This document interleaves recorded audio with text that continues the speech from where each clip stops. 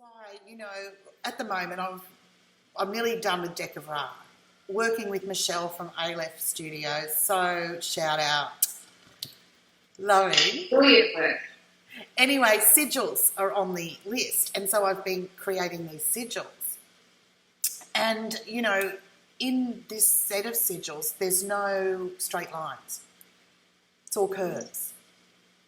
Because it's a different way. Right? It's a different way of creating. And it touches you, so when you're working with a sigil, you need to literally embody it. You need to feel yourself inside it, not visualise yourself inside it. Feel its workings in, through and around you.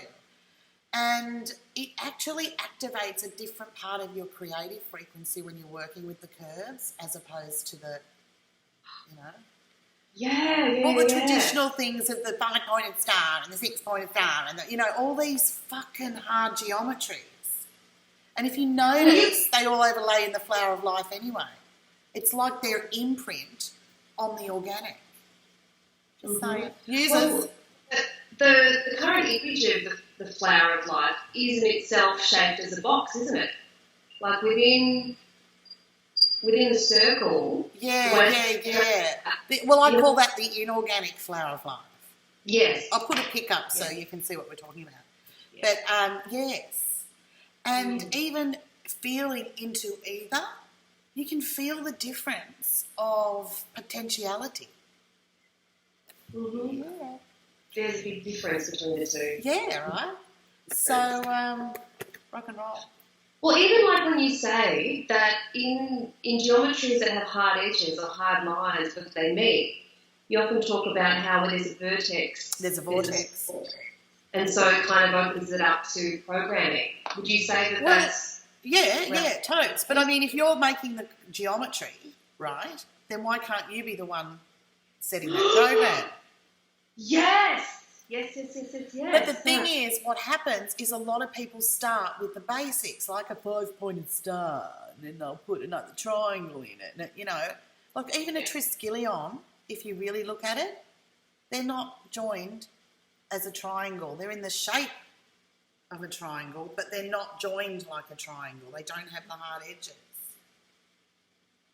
Right? I'm going to have to... Okay. Yeah, but... So, what I'm saying is, it's about... If do your 5-pointed star, but who's owned that sigil throughout time? So you've already given the power straight away, half your fucking creative force to that. And then you add another one. It's like, don't try something special, something new. Try something that's you. I mean, when I built that forum sigil, I literally built it using the sigils that I'm doing for Deck of Ra. It has runes of Ra. So, Johnny's doing the crystals and then we're carving into it each rune. So it's going to have some... it's going to be a magical artefact. So, he's making literally a magical artefact.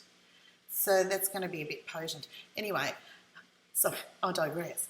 So, the idea is with this deck or with these runes is that you can build your own sigil using... the parts. So like the first one in this forum sigil, for instance, is Mu's sigil. And of course I wanted Mu involved. And then the next part is Ra, and the symbol together is Ra-Mu-Tet. Well, I'm creating through bliss. Yeah. So the next part was they're sitting inside 4 rings, which denotes lineage. Yeah, I'm calling lineage. Right? The next part, there's... the symbol for essence, which is what's that thing called? Like an infinity, right? Still no hard lines, right? And I don't know, there was something else. But I suppose what I'm saying is that's the idea, is build your own. Build your own and give it your own meaning. And try and use, I'm not saying don't use straight lines, it's not that, but don't use something that already could have something attached to it that you may owe allegiance to, that may, if the fine print is anytime it's used, 60% of the juju goes to them. Like, you just don't know. So use something original. You're original creator being, aren't you? So, you know, unless you want to bring in that energy, you fucking go for it. You know, like, oh, hello,